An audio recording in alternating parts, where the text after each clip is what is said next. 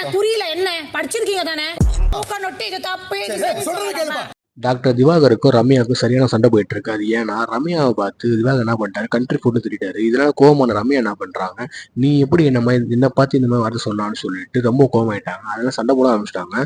இதனால ஹவுஸ்மேட்ஸ் எல்லாரும் வந்து கேள்வி கேட்க ஆரம்பிச்சிட்டாங்க, எப்படி நீங்க சொல்லலாம்னு சொல்லி கேட்டுட்டு இருக்கும் போது ரம்யா ரொம்ப கோவமாயி திவாகர் கத்த ஆரம்பிச்சிட்டாங்க. இதனால கோவமான திவாகர் என்ன பண்றாரு, ரம்யா வாய முடியும்னு சொல்லிட்டு ரொம்ப ஆஷா பேசிட்டாரு. இதனால ஹவுஸ்மேட்ஸ் எல்லாருமே ரொம்ப கோவமாட்டாங்க. எப்படி நீங்க பேசலாம் அந்த மாதிரி சொல்லிட்டு ஹவுஸ்மேட்ஸ் எல்லாருமே சேர்ந்து திவாகருக்கு எதிராக நிக்க ஆரம்பிச்சிட்டாங்க.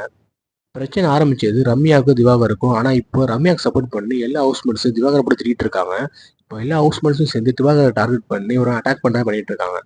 இது எல்லாத்துக்கும் மேல எஃப்ஜி ஒரு படி மேலேயே போய் திவாகர் அடிக்கவே போயிட்டாரு.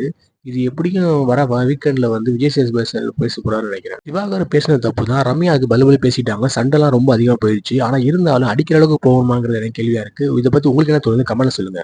இந்த மாதிரி பிக் பாஸோட அப்டேட் தெரிஞ்சுக்க நம்ம சேனல் சப்ஸ்கிரைப் பண்ணிக்கோங்க.